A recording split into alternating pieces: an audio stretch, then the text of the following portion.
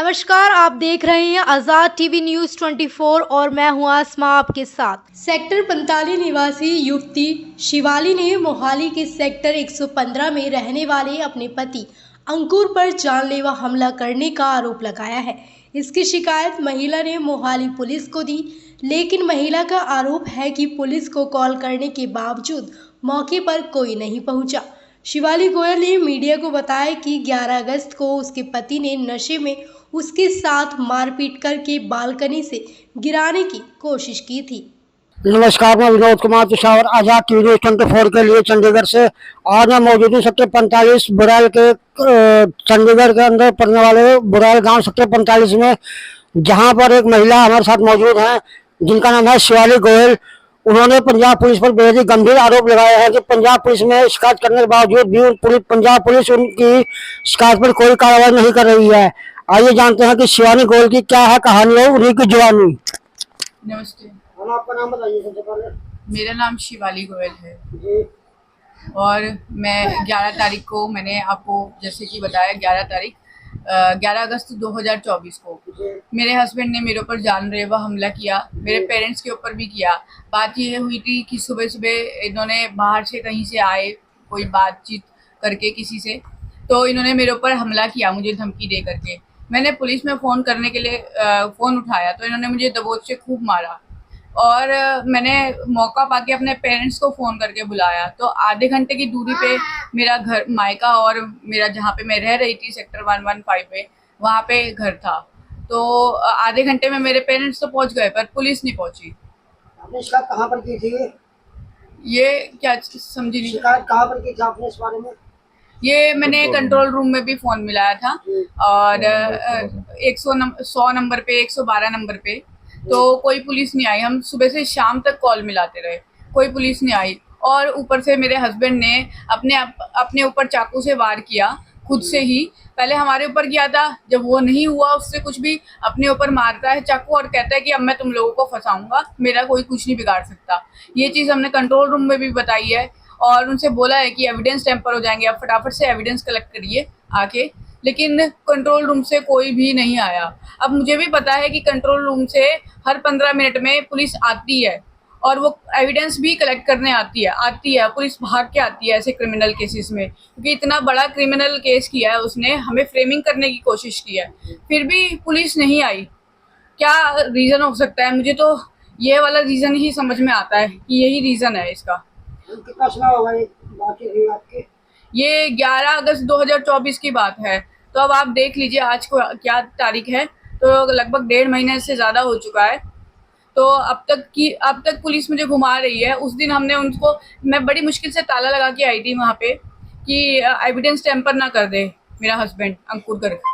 तो मैंने ये कंट्रोल रूम में भी बताया, लेकिन फिर भी पुलिस नहीं आई और नतीजा ये हुआ कि अंकुर गर्ग ने ताला तोड़ के एविडेंस टैंपर किया। अब इस चीज़ का मैंने जो हमारे घर के आधा किलोमीटर पे सदर पुलिस स्टेशन पड़ता है उसको भी बताया था, तो उसने मेरी बात को इग्नोर किया। सब लोग मेरी बात को इग्नोर कर रहे थे, किसी ने मेरा कोई जवाब नहीं दिया।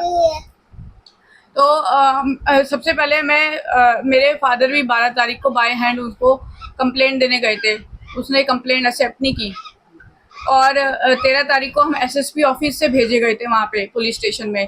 तो वहाँ पे उन्होंने अंकुर गर्ग को बैठा के 2.5 घंटा उससे बात करी, मेरी 5 मिनट भी नहीं सुनी उन्होंने। सारे लोग मुझे इग्नोर कर रहे थे, सारे लोग। और इस बात की शिकायत मैंने ऊपर डीजीपी पे भी की है, जो उन्होंने मुझे डीआईजी मैडम पे भी भेजा था, तो उन्होंने भी मेरा केस जो है वुमेन सेल में डाल दिया, जबकि एफआईआर का केस बनता था। इतनी बड़ी क्रिमिनल एक्टिविटी है, ये पुलिस इग्नोर कर रही है। और उन्होंने मेरा केस वुमेन सेल में भेजा और एक इंस्पेक्टर को बोला था कि आप पता करिए कि कंट्रोल रूम से क्यों नहीं आई।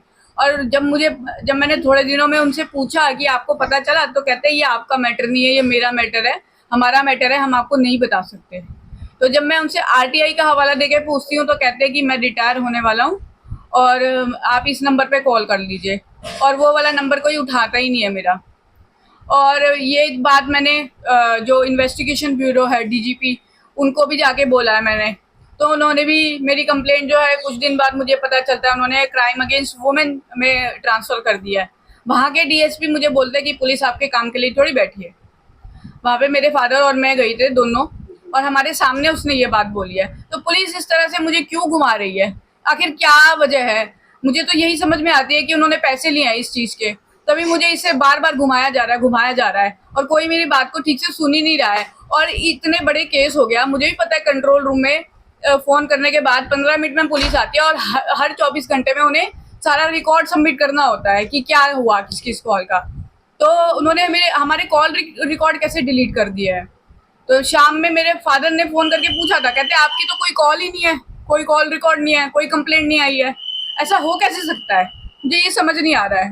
तो इतनी बड़ी साजिश रची गई है हमें फ्रेमिंग करने के लिए। मेरे हस्बैंड ने, मुझे लगता है ये प्री प्लानिंग थी, पहले से ही पुलिस को मिली हुई है, सब लोग पहले से, ये सब प्री प्लानिंग थी हमें फंसाने के लिए। हो सकता है कोई और भी प्लान हो उसका। आपका हस्बैंड वो क्या काम करते हैं? वो CGC जंजेरी में पढ़ाता है। टीचर है वो? हाँ। जो शादी को कितना समय होगा आपकी? 4.5 साल। बच्चे हैं आपके? एक है, छोटा है, 4 साल का होने वाला है। क्या बोलिए? मेरा नाम मीना गोयल है और मैं जब बेटी ने मेरे को फ़ोन किया कि मुझे बचा लो, नहीं ये मुझे को जान से मार देगा, तो हम तुरंत गए। आधा घंटा में पहुंचने में लगा और उसके बाद हम देखते हैं कि ये इसको बालकनी से धक्का देने वाला था, लेकिन हमने एकदम जाते ही पकड़ लिया और उसके बाद इसने भागा रसोई में, चाकू लिया और चाकू से मेरे ऊपर वार किया, मेरे हस्बैंड के ऊपर वार किया। उसका जब नहीं चला तो उसने अपना नीचे बैठ गया धम देने से और लकीरें खींचने लगा पैर पे। और उसके बाद जब मेरे हस्बैंड कहने लगे तो बहुत ज्यादा अति कर दी इसने, तो ये नीचे बुलाने गए उसको गार्ड को। तो गार्ड आया नहीं, 15 मिनट में 10 मिनट लगे होंगे इनको ऊपर आने में। उस बीच में उसने हम दोनों पे ऐसा हमला किया कि हम दोनों में से एक मर ही जाता, चाहे वो मैं मरती चाहे मेरी लड़की मरती। उसने इतनी जोर जोर से मेरे सिर पीटा है, मैं कहती हूँ भगवान उसे जिंदगी में कभी माफ नहीं करूंगी मैं उसे। और वो अपनी माँ का सिर फोड़ेगा इतने ही जितना उसने मेरे फोड़ा है, और जितना मेरी बेटी का सिर फोड़ा है उसने, इतना ही उसे अपनी बहन का सिर भी फोड़ना होगा। मैं उसे तब भी उसे माफ नहीं करूंगी।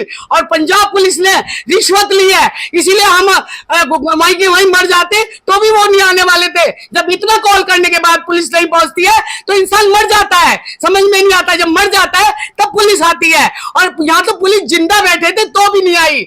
मतलब कि पहले से प्लानिंग की गई थी कि इस लड़की को जान से मारना है, इसलिए माता पिता आधा घंटे में पहुंच गए, लेकिन पुलिस क्यों नहीं पहुंची?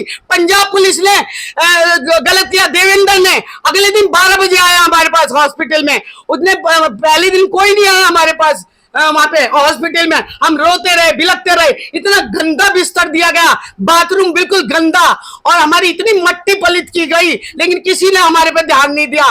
पंजाब पुलिस ने उस दोषी का साथ दे रहे थे सारे, और उसी की बात सुनी जा रही थी। क्या हम मतलब चक्कू खा के और सिर पिटवा के इतना ज्यादा, और मैं हार्ट की पेशेंट हूं और मुझे कुछ हो जाता 2 मिनट में, फिर भी पुलिस नहीं आने वाली थी, क्योंकि उन्होंने रिश्वत खाई है, ब्राइब ली है। और मैं ये खुलेआम कह सकती हूँ, देवेंद्र ने पंजाबी में लिखी है अपनी, वो जो कि पंजाबी हम जानते ही नहीं, हमारा तो ऐसी और अधिक खबरें देखने के लिए बने रहिए आपके अपने चैनल आजाद टीवी न्यूज़ 24 पर।